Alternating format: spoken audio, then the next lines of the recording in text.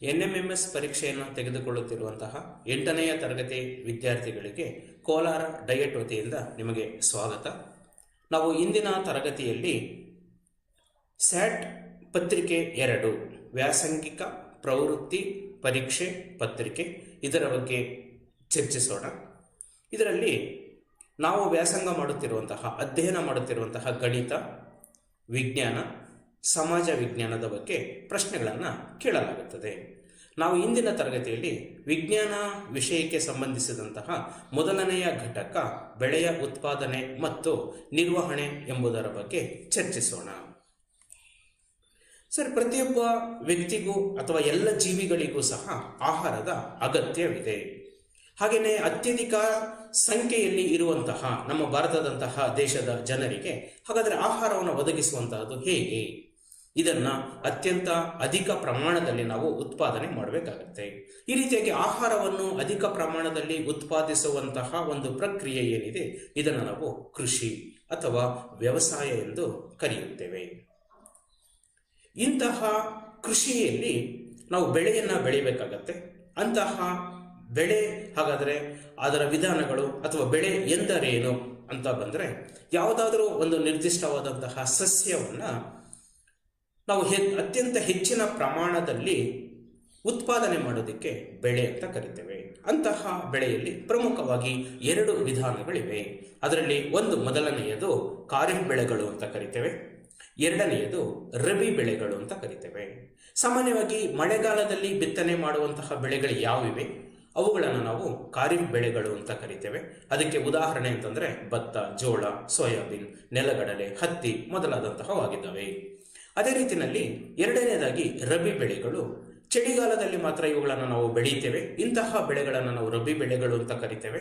ಇದಕ್ಕೆ ಉದಾಹರಣೆ ಕೊಡೋದಾದರೆ ಗೋಧಿ, ಕಡಲೆ, ಬಟಾಣಿ, ಸಾಸಿವೆ ಇತ್ಯಾದಿಗಳನ್ನು ನಾವು ರಬಿ ಬೆಳೆಗಳು ಅಂತ ಕರಿತೇವೆ. ಈ ಬೆಳೆಯನ್ನು ನಾವು ಉತ್ಪಾದನೆ ಮಾಡೋದಕ್ಕೆ ಕೆಲವೊಂದು ಮೂಲಭೂತವಾದಂತಹ ಪದ್ಧತಿಗಳನ್ನು ನಮ್ಮ ಕೃಷಿ ಚಟುವಟಿಕೆಯಲ್ಲಿ ನಾವು ಹಿಂದಿನ ಕಾಲದಿಂದಲೂ ಸಹ ಅಳವಡಿಸ್ಕೊಂಡು ಬಂದಿದ್ದೇವೆ. ಹಾಗಾದರೆ ಅಂತಹ ಕೃಷಿ ಪದ್ಧತಿ ಅಂತಂದರೆ ಏನು? ಯಾವುದಾದ್ರೂ ಒಂದು ನಿರ್ದಿಷ್ಟವಾದಂತಹ ಕಾಲಾವಧಿ, ಅದು ಚಳಿಗಾಲ ಆಗಿರಬಹುದು ಅಥವಾ ಮಳೆಗಾಲ ಆಗಿರಬಹುದು, ಒಂದು ನಿರ್ದಿಷ್ಟವಾದಂತಹ ಕಾಲಾವಧಿಯಲ್ಲಿ ರೈತರು ಕೈಗೊಳ್ಳುವಂತಹ ಅನೇಕ ಚಟುವಟಿಕೆಗಳು ಯಾವ್ಯಾವ ಇರ್ತವೆ ಅಥವಾ ಹಂತಗಳು ಅಂತ ಕರಿತೇವೆ. ಅಂತಹ ಚಟುವಟಿಕೆಗಳನ್ನು ನಾವು ಕೃಷಿ ಪದ್ಧತಿಗಳು ಅಂತ ಕರಿತೇವೆ. ಅಂತಹ ಕೃಷಿ ಪದ್ಧತಿಯಲ್ಲಿ ಇರುವಂತಹ ಚಟುವಟಿಕೆಗಳನ್ನು ನಾವು ಹೆಸರಿಸೋದಾದರೆ ಪ್ರಮುಖವಾಗಿ 7 ಚಟುವಟಿಕೆಗಳನ್ನು ಇಲ್ಲಿ ನಾವು ಪಟ್ಟಿ ಮಾಡಿದ್ದೇವೆ. ಅದರಲ್ಲಿ ಮೊದಲನೆಯದು ಮಣ್ಣನ್ನು ಹದಗೊಳಿಸುವಿಕೆ, ಎರಡನೆಯದು ಬಿತ್ತನೆ, ಮೂರನೆಯದು ಸಾವಯವ ಗೊಬ್ಬರಗಳು ಮತ್ತು ರಸಗೊಬ್ಬರಗಳನ್ನು ಸೇರಿಸುವಂತಹದ್ದು, ನಾಲ್ಕನೆಯದು ನೀರಾವರಿ, ಐದನೆಯದು ಕಳೆಗಳಿಂದ ನಾವು ರಕ್ಷಣೆ ಮಾಡುವಂತಹದ್ದು, ಆರನೆಯದು ಕೊಯ್ಲು, ಅದನಂತರ ಕೊನೆಯದಾಗಿ ಬೆಳೆದಿರುವಂತಹ ಬೆಳೆಯನ್ನು ನಾವು ಸಂಗ್ರಹಣೆ ಮಾಡುವಂತಹ ವಿಧಾನವಾಗಿದೆ. ಮೊದಲನೆಯ ಹಂತಕ್ಕೆ ಬರೋದಾದರೆ, ಮೊದಲನೇ ಚಟುವಟಿಕೆ ಅಂತ ನಾವು ಹೇಳೋದಾದ್ರೆ ಮಣ್ಣನ್ನು ಹದಗೊಳಿಸುವಂತಹದ್ದು.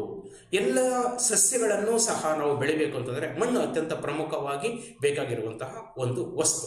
ಇಂತಹ ಮಣ್ಣನ್ನು ಮೊದಲಿಗೆ ನಾವು ಸಡಿಲಗೊಳಿಸಬೇಕು ಮತ್ತು ಮಣ್ಣನ್ನು ನಾವು ತಿರುವಿ ಹಾಕಬೇಕು. ಅಂತಂದರೆ ಕೆಳಗಡೆಯಿಂದ ಮೇಲ್ಗಡೆಗೆ ಅಥವಾ ಮೇಲೆ ಇರುವಂತಹ ಮಣ್ಣು ಕೆಳಭಾಗಕ್ಕೆ ಬೀಳುವಂತಹದ್ದು. ಈ ರೀತಿಯಾಗಿ ಮಣ್ಣನ್ನು ತಿರುವಿ ಹಾಕುವಂತಹ ಮತ್ತು ಮಣ್ಣನ್ನು ಸಡಿಲಗೊಳಿಸುವಂತಹ ಪ್ರಕ್ರಿಯೆ ಏನಿದೆ, ಇದನ್ನು ನಾವು ಉಳುಮೆ ಅಂತ ಕರಿತೇವೆ. ನಮ್ಮಲ್ಲಿ ಒಂದು ಪ್ರಶ್ನೆ ಮೂಡುವಂತಹದ್ದು ಸಹಜ ವಿದ್ಯಾರ್ಥಿಗಳೇ, ಹಾಗಾದರೆ ಈ ಉಳುಮೆ ಮಾಡೋದ್ರಿಂದ ಏನು ಉಪಯೋಗ ಇರಬಹುದು? ತುಂಬ ಪ್ರಮುಖವಾಗಿ ಬೇರುಗಳು ಮಣ್ಣಿನ ಆಳಕ್ಕೆ ಇಳಿತವೆ. ಅದರ ನಂತರ ಬೇರುಗಳಿಗೆ ಉಸಿರಾಡೋದಕ್ಕೆ ಆಕ್ಸಿಜನ್ ದೊರೆಯುತ್ತೆ. ಅಂದರೆ ಅವುಗಳಲ್ಲಿ ಅನಿಲಗಳ ವಿನಿಮಯ ಆಗಬೇಕಾಗತ್ತೆ, ಅದಕ್ಕೆ ಆಕ್ಸಿಜನ್ ಬೇಕಾಗತ್ತೆ. ಮತ್ತು ಸೂಕ್ಷ್ಮ ಜೀವಿಗಳು ಹಾಗೂ ಎರೆಹುಳುಗಳ ಬೆಳವಣಿಗೆಗೂ ಸಹ ಇದು ಸಹಾಯಕವಾಗಿದೆ. ಹಾಗಾದರೆ ಈ ಒಂದು ಪ್ರಕ್ರಿಯೆಯನ್ನು ಅಂತಂದರೆ ನಾವು ಉಳುಮೆಯನ್ನು ಮಾಡೋದು ಹೇಗೆ? ಅದಕ್ಕೆ ಕೆಲವೊಂದು ಉಪಕರಣಗಳನ್ನು ಬಳಸ್ತೇವೆ. ಅವುಗಳನ್ನು ನಾವು ಕೃಷಿ ಉಪಕರಣಗಳು ಅಂತ ಕರಿತೇವೆ. ಕೃಷಿ ಉಪಕರಣಗಳು ಅಂತ ನಾವು ಹೆಸರಿಸ್ತೇವೆ. ಇಂತಹ ಕೃಷಿ ಉಪಕರಣಗಳು ಯಾವ್ಯಾವ ಇರಬಹುದು? ಅವುಗಳಲ್ಲಿ ಅತ್ಯಂತ ಪ್ರಮುಖವಾಗಿ ನಾವು ನೇಗಿಲನ್ನು ಬಳಸ್ತೇವೆ. ಅದೇ ರೀತಿಯಲ್ಲೇ ಎಡೆಗುಂಟೆಯನ್ನು ಬಳಸ್ತೇವೆ ಮತ್ತು ಟ್ರ್ಯಾಕ್ಟರ್ನಿಂದನೂ ಸಹ ಕಲ್ಟಿವೇಟರ್ನ ಬಳಸಿಕೊಂಡು ನಾವು ಉಳುಮೆ ಮಾಡ್ತೇವೆ. ಇವುಗಳನ್ನು ನಾವು ಕೃಷಿ ಉಪಕರಣಗಳು ಅಂತ ಕರಿತೇವೆ. ನೆಕ್ಸ್ಟ್ ಅದರ ಮುಂದಿನ ಹಂತ ಬಿತ್ತನೆ. ಬಿತ್ತನೆ ಅನ್ನುವಂತಹದ್ದೇನು? ಬೀಜಗಳನ್ನು ನಾವು ಮಣ್ಣಿನ ಒಳಭಾಗಕ್ಕೆ ಹಾಕಬೇಕಾಗತ್ತೆ. ಇಂತಹ ಬೀಜಗಳನ್ನು ಮಣ್ಣಿನ ಒಳಭಾಗಕ್ಕೆ ಹಾಕುವಂತಹ ಒಂದು ಪ್ರಕ್ರಿಯೆಗೆ ನಾವು ಸಾಮಾನ್ಯವಾಗಿ ಬಿತ್ತನೆ ಅಂತ ಕರಿತೇವೆ. ಇದಕ್ಕೆ ನಾವು ಉತ್ತಮವಾದಂತಹ ಬೀಜಗಳನ್ನು ಆಯ್ಕೆ ಮಾಡ್ಕೋಬೇಕಾಗತ್ತೆ. ಅಂತಹ ಬೀಜಗಳಲ್ಲಿ ಪ್ರಮುಖವಾಗಿ ಉತ್ತಮ ತಳಿ ಇರಬೇಕು, ಅವುಗಳು ಆರೋಗ್ಯವಾಗಿರಬೇಕು, ಸ್ವಚ್ಛವಾಗಿರಬೇಕು ಮತ್ತು ಪ್ರಮುಖವಾಗಿ ಗುಣಮಟ್ಟವನ್ನು ಹೊಂದಿರಬೇಕು. ಇಂತಹ ಬೀಜಗಳನ್ನು ನಾವು ಆಯ್ಕೆ ಮಾಡ್ಕೊಳ್ತೇವೆ. ಹಾಗಾದರೆ ಬಿತ್ತನೆಯನ್ನು ಮಾಡೋದು ಹೇಗೆ? ಅದನ್ನು ಕೆಲವೊಂದು ಉಪಕರಣಗಳ ಸಹಾಯದಿಂದ ನಾವು ಬಿತ್ತನೆಯನ್ನು ಮಾಡ್ತೇವೆ. ಅದರಲ್ಲಿ ಅತ್ಯಂತ ಸಾಂಪ್ರದಾಯಿಕವಾಗಿ ಹಿಂದಿನ ಕಾಲದಿಂದಲೂ ಸಹ ಬಳಸ್ಕೊಂಡು ಬರ್ತಾ ಇರುವಂತಹದ್ದು ಕೂರಿಗೆ. ಈಗ ನಾವು ಯಂತ್ರಗಳನ್ನು ಸಹ ಬಳಸಿ ಬಿತ್ತನೆಯನ್ನು ಮಾಡ್ತೇವೆ. ಅಂದರೆ ಟ್ರ್ಯಾಕ್ಟರ್ನಲ್ಲಿ ನಾವು ಬಿತ್ತನೆಯನ್ನು ಮಾಡ್ತೇವೆ. ಅದನ್ನು ನಾವು ಯಾಂತ್ರಿಕ ಕೂರಿಗೆ ಅಂತ ಕರಿತೇವೆ. ಸಾಂಪ್ರದಾಯಿಕ ಕೂರಿಗೆ ಮಾಮೂಲಿಯಾಗಿ ಅದನ್ನು ಸಲಕರಣೆಯನ್ನು ನಾವು ಹೆಸರಿಸ್ತೇವೆ. ನೆಕ್ಸ್ಟು ಸಾವಯವ ಗೊಬ್ಬರ ಮತ್ತು ರಸಗೊಬ್ಬರಗಳನ್ನು ಸೇರಿಸುವಂತಹ ಒಂದು ಚಟುವಟಿಕೆ. ರಸಗೊಬ್ಬರ ಅಥವಾ ಸಾವಯವ ಗೊಬ್ಬರ ಅಂತಂದ್ರೆ ಏನಕ್ಕೆ ಬೇಕಾಗತ್ತೆ? ಸಾಮಾನ್ಯವಾಗಿ ಸಸ್ಯಗಳು ಆರೋಗ್ಯವಾಗಿ ಬೆಳವಣಿಗೆ ಆಗಬೇಕು ಅಂತಂದ್ರೆ ಅವುಗಳಿಗೆ ಪೋಷಕಾಂಶಗಳ ಅಗತ್ಯವಿರುತ್ತೆ. ಇದು ಮಣ್ಣಿನಲ್ಲಿ ಹೆಚ್ಚಿನ ಪ್ರಮಾಣದಲ್ಲಿ ಇರೋದಿಲ್ಲ. ಅದಕ್ಕೆ ನಾವು ಮಣ್ಣಿಗೆ ಸೇರಿಸಬೇಕಾಗತ್ತೆ. ಈ ರೀತಿಯಾಗಿ ಮಣ್ಣಿಗೆ ನಾವು ಸಸ್ಯಗಳ ಆರೋಗ್ಯಕರವಾದಂತಹ ಬೆಳವಣಿಗೆಗೆ ಪೋಷಕಾಂಶಗಳನ್ನು ಸೇರಿಸುವಂತಹ ಒಂದು ಪೋಷಕಾಂಶಗಳನ್ನು ನಾವು ಮಣ್ಣಿಗೆ ಸೇರಿಸ್ತೇವೆ. ಆ ಪದಾರ್ಥಗಳನ್ನು ನಾವು ಗೊಬ್ಬರಗಳು ಅಂತ ಕರಿತೇವೆ. ಇಂತಹ ಗೊಬ್ಬರಗಳಲ್ಲಿ ಪ್ರಮುಖವಾಗಿ 2 ವಿಧಗಳು. ಅದರಲ್ಲಿ ಒಂದು ಸಾವಯವ ಗೊಬ್ಬರ, ಮತ್ತೊಂದು ರಸಗೊಬ್ಬರಗಳು. ಸಾಮಾನ್ಯವಾಗಿ ನೈಸರ್ಗಿಕವಾದಂತಹ ಕೆಲವೊಂದು ಪದಾರ್ಥಗಳಿಂದ, ಅಂದರೆ ಸಗಣಿ, ಸಸ್ಯಗಳ ಉಳಿಕೆಗಳು ಮತ್ತೆ ಪ್ರಾಣಿ ತ್ಯಾಜ್ಯಗಳು, ಅಂತಹ ವಸ್ತುಗಳ ಒಂದು ವಿಘಟನೆಯಿಂದ ಪಡೆಯುವಂತಹ ಗೊಬ್ಬರವನ್ನು ನಾವು ಸಾವಯವ ಗೊಬ್ಬರ ಅಂತ ಕರಿತೇವೆ. ಇಂತಹ ಗೊಬ್ಬರಗಳನ್ನು ನಾವು ಬಳಸಿದ ನಂತರ ಕೆಲವೊಂದು ಪೋಷಕಾಂಶಗಳ ಕೊರತೆ ಉಂಟಾಗತ್ತೆ. ಅಂತಹವುಗಳಿಗೆ ನಾವು ರಸಗೊಬ್ಬರಗಳನ್ನು, ಅಂದರೆ ಮಾನವ ನಿರ್ಮಿತ ನಿರವಯವ ಲವಣಗಳು, ಇವುಗಳನ್ನು ಮಾನವನು ಅಂದರೆ ನಾವು ತಯಾರು ಮಾಡಿರುವಂತಹ ಒಂದು ವಸ್ತುವನ್ನು, ಲವಣಗಳನ್ನು ಮಣ್ಣಿಗೆ ಸೇರಿಸ್ತೇವೆ. ಅವುಗಳನ್ನು ನಾವು ರಸಗೊಬ್ಬರಗಳು ಅಂತ ಕರಿತೇವೆ. ವಿದ್ಯಾರ್ಥಿಗಳೇ, ನಿಮ್ಗೊಂದು ಪ್ರಶ್ನೆ. ಈಗ ಸಾವಯವ ಗೊಬ್ಬರಗಳು ರಸಗೊಬ್ಬರಗಳಿಗಿಂತ ಉತ್ತಮ ಹೇಗೆ? ಈ ಪ್ರಶ್ನೆಗೆ ನೀವು ಉತ್ತರವನ್ನು ಪಠ್ಯಪುಸ್ತಕದಲ್ಲಿ ನೀವು ಅಧ್ಯಯನ ಮಾಡಿ ಅಥವಾ ನಿಮ್ಮ ಶಿಕ್ಷಕರ ಜೊತೆಗೆ ಚರ್ಚಿಸಿ ಉತ್ತರವನ್ನು ಕಂಡುಕೊಳ್ಳಿ. ಮುಂದಿನ ಹಂತ ನೀರಾವರಿ. ಮುಂದಿನ ಚಟುವಟಿಕೆ ನೀರಾವರಿ. ಪ್ರತಿಯೊಂದು ಬೆಳೆಗೂ ಸಹ ನೀರು ಅತ್ಯಂತ ಪ್ರಮುಖವಾಗಿ ಅವಶ್ಯಕವಾಗಿ ಬೇಕಾಗತ್ತೆ. ಇದು ಕಾಲಕಾಲಕ್ಕೆ ಮಳೆಯಿಂದ ನಾವು ಪಡಿತೇವೆ. ನೈಸರ್ಗಿಕವಾಗಿ ಮಳೆ ಬರುತ್ತೆ, ಅದರಿಂದ ಪಡಿತೇವೆ. ಆದರೆ ಎಲ್ಲ ಸಮಯದಲ್ಲೂ ಸಹ ಮಳೆ ಬರೋದಿಲ್ಲ. ಅದಕ್ಕೋಸ್ಕರ ನಾವು ನೀರನ್ನು ಸಸ್ಯಗಳಿಗೆ ಹಾಯಿಸಬೇಕಾಗತ್ತೆ. ಸಸ್ಯಗಳಿಗೆ ಅಂದರೆ ಬೆಳೆಗಳಿಗೆ ಬೇರೆ ಬೇರೆ ಸಂದರ್ಭಗಳಲ್ಲಿ, ಬೇರೆ ಬೇರೆ ಸಮಯದಲ್ಲಿ ವಿಭಿನ್ನ ಕಾಲಾಂತರಗಳು ಅಂತ ಕರಿತೇವೆ. ಈ ರೀತಿಯಾಗಿ ವಿಭಿನ್ನ ಕಾಲಾಂತರಗಳಲ್ಲಿ ನೀರನ್ನು ಒದಗಿಸೋದಕ್ಕೆ ನಾವು ನೀರಾವರಿ ಅಂತ ಹೆಸರಿಸ್ತೇವೆ. ಹಾಗಾದ್ರೆ ನೀರನ್ನು ಒದಗಿಸಬೇಕು ಅಂತಂದ್ರೆ ನಮಗೆ ನೀರಿನ ಅವಶ್ಯಕತೆ ಇರುತ್ತೆ. ನೀರು ಎಲ್ಲಿ ಸಿಗತ್ತೆ?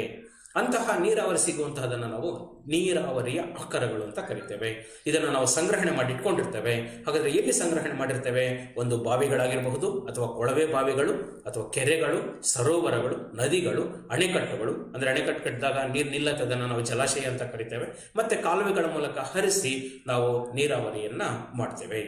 ಇಂತಹ ನೀರಾವರಿಯನ್ನ ನಾವು ಮಾಡಬೇಕು ಅಂತಂದ್ರೆ ಸಾಂಪ್ರದಾಯಿಕ ವಿಧಾನಗಳನ್ನು ಕೆಲವೊಂದನ್ನು ಅನುಸರಿಸಿದ್ದೇವೆ. ಅಂದರೆ ತುಂಬಾ ಹಿಂದಿನ ಕಾಲದಿಂದಲೂ ನೀರನ್ನ ಒಂದು ಕಡೆಯಿಂದ ಮತ್ತೊಂದು ಕಡೆಗೆ ಹಾಯಿಸೋದಕ್ಕೋಸ್ಕರ ಹಲವಾರು ವಿಧಾನಗಳನ್ನು ಈಗಾಗಲೇ ಅನುಸರಿಸ್ತಾ ಇದ್ದೇವೆ.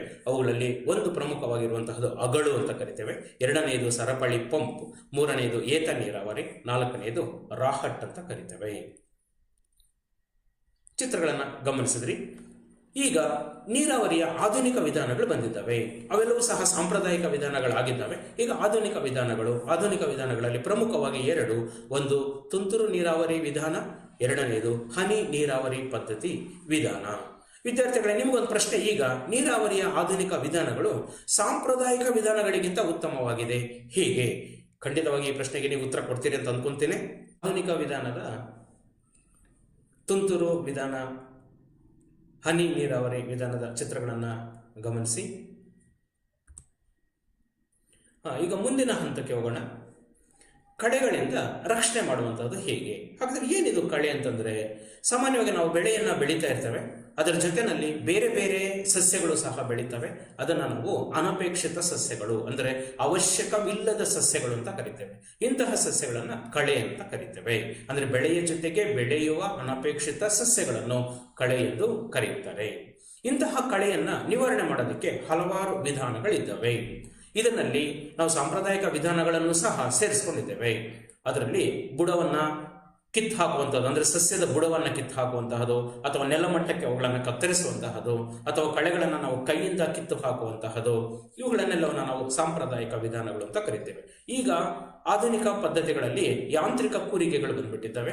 ಈ ಯಾಂತ್ರಿಕ ಕೂರಿಗೆಗಳ ಸಹಾಯದಿಂದ ನಾವು ಕಳೆಯನ್ನ ನಿರ್ಮೂಲನೆ ಮಾಡಬಹುದು. ಇದರ ಜೊತೆಗೆ ಕಳೆನಾಶಕಗಳನ್ನ ಸಿಂಪಡಣೆ ಮಾಡುವುದರಿಂದಲೂ ಸಹ ನಾವು ಕಳೆಯನ್ನ ನಿರ್ಮೂಲನೆ ಮಾಡಬಹುದು. ಈ ರೀತಿಯಾಗಿ ಕಳೆಗಳಿಂದನೂ ಸಹ ನಾವು ಸಸ್ಯಗಳನ್ನ ರಕ್ಷಣೆ ಮಾಡಬೇಕಾಗತ್ತೆ. ಈಗ ಇವಾಗ ಎಲ್ಲದಿಂದನೂ ಸಹ ನಾವು ರಕ್ಷಣೆ ಮಾಡಿದ ನಂತರ ಇಂತಹ ಒಂದು ಸಸ್ಯಗಳು ಬೆಳೆದು ಪ್ರೌಢ ಸ್ಥಿತಿಗೆ ಬಂದಿರ್ತವೆ, ಪ್ರೌಢ ಹಂತಕ್ಕೆ ಬಂದಿರ್ತವೆ. ಇದನ್ನು ನಾವು ಪಕ್ವ ಅಂತ ಕರಿತೇವೆ.